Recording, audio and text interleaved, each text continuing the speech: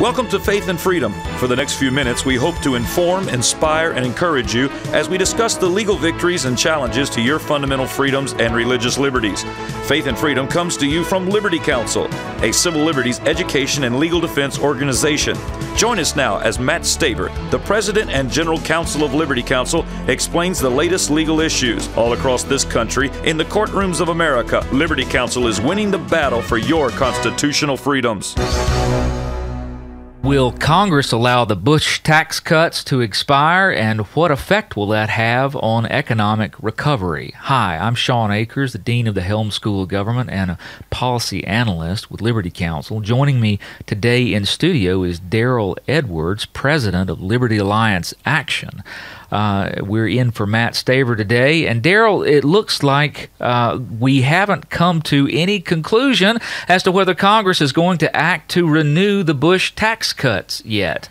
There's been a lot of talk about what that would or would not, could or could not mean. And a recent article by staff writer Jeff Cox with CNBC says that it would absolutely, positively kill the recovery in the United States.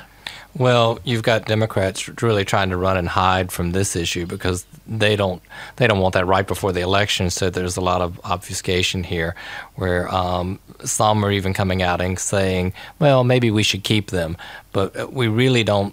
It's very hard to believe that they're serious about this because they haven't spoken about this in the past 2 years. Well, and we've got a very strange set of situations right now because at the same time that these are coming up to expire, the Bush tax cuts are about to expire, so are the terms of congressmen and senators who have to vote on these things. So at the very same time that the fate of the tax cuts hangs in the levy, so do their political lives.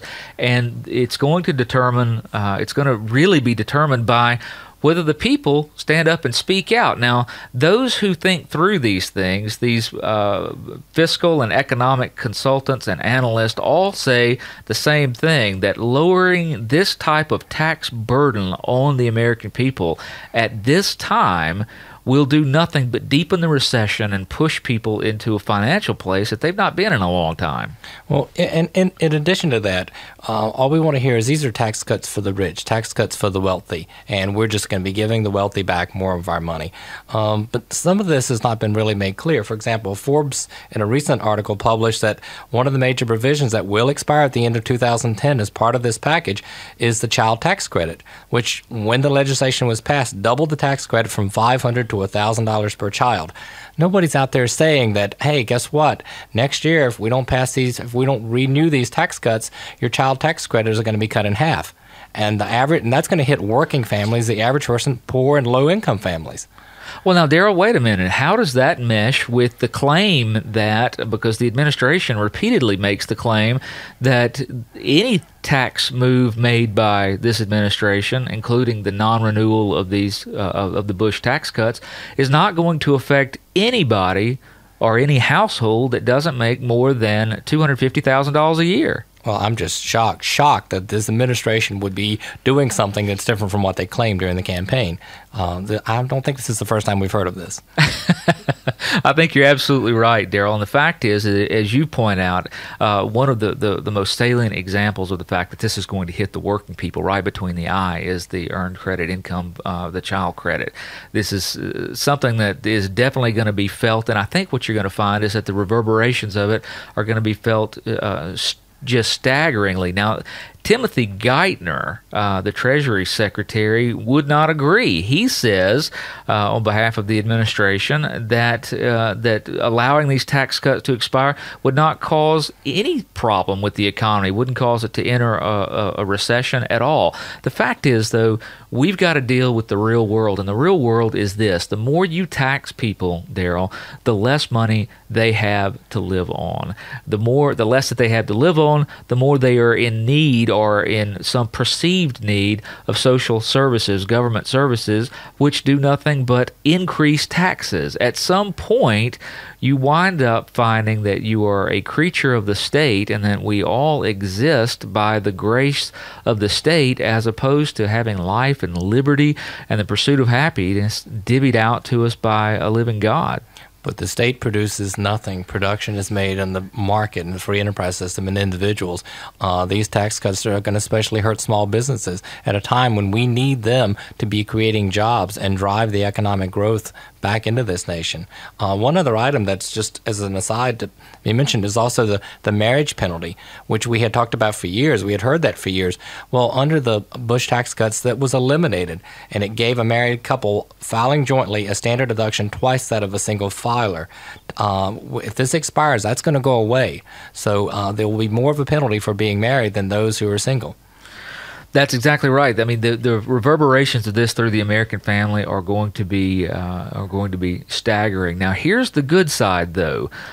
As we mentioned, we've got a lame duck Congress. We've got a Congress right now that's trying not to do anything that's going to cause them problems in the polls and at their polling places come November. So now is a time of great leverage for the American people to make their voices heard. This is the time to be on the phone with your congressman and your senator and to let them know that you don't want those Bush tax cuts to expire, that we all need them, that the economy needs them, and that if they are allowed to expire, that silence on this issue is going to be treated as a vote to kill these tax cuts.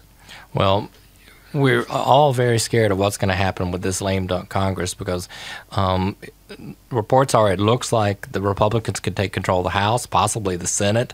At the very least, they're going to greatly increase their numbers come November elections.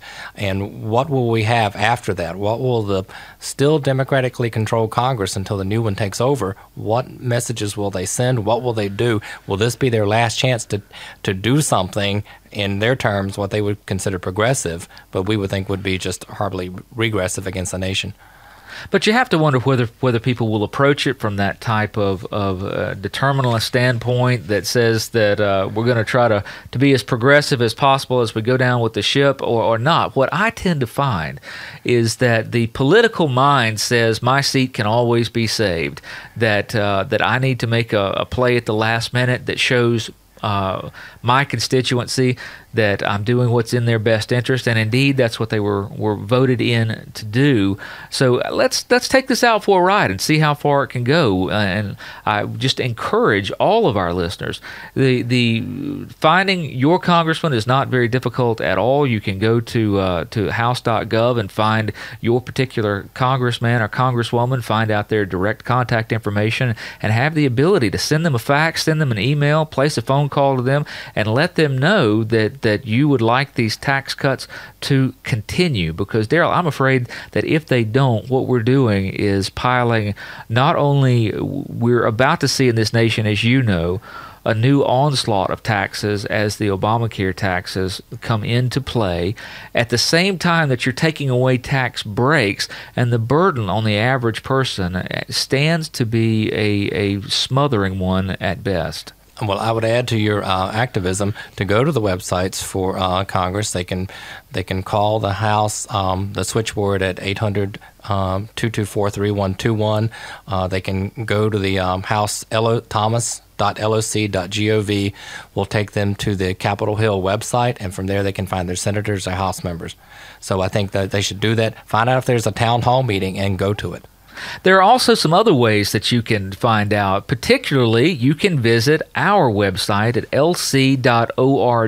There is a plethora of information there that'll tell you precisely how to find and to contact your representatives in Washington. There's also some other things that you can do. One of them is attend meetings like the Values Voters Summit that we've got coming up in Washington, D.C. on September 17th through the 19th. This will be put on by Family Research Council and will be attended by members and participants in Liberty Counsel, including our own Matt Staver, that will be presenting there. This is a way for you to get together with other conservatives and listen to the conservative leaders, the great conservative minds of our time, discuss how we're going to approach these problems. Yeah, also being co-sponsored by Liberty University School of Law, organizations like American Family Family Association, Heritage Foundation. It's going to be a big event, and we're expecting a lot of people there, and it'll be right prior to the elections. It's the time to get to Washington, and a lot of representatives will be there that you can actually talk to personally. You can also come to our website and check out the recent book by Ken Blackwell and Ken Klukowski, The Blueprint, Obama's Plan to Subvert the Constitution and Build an Imperial Presidency. It's a #1 bestseller that you can get for a donation of $30 in our store. You can also ask for our Grassroots Update, and while you're there, check out a copy of Original Intent by David Barton. That's available for only $15. Thanks again for joining us today, and be sure to give us a call at 1-800-671-1776.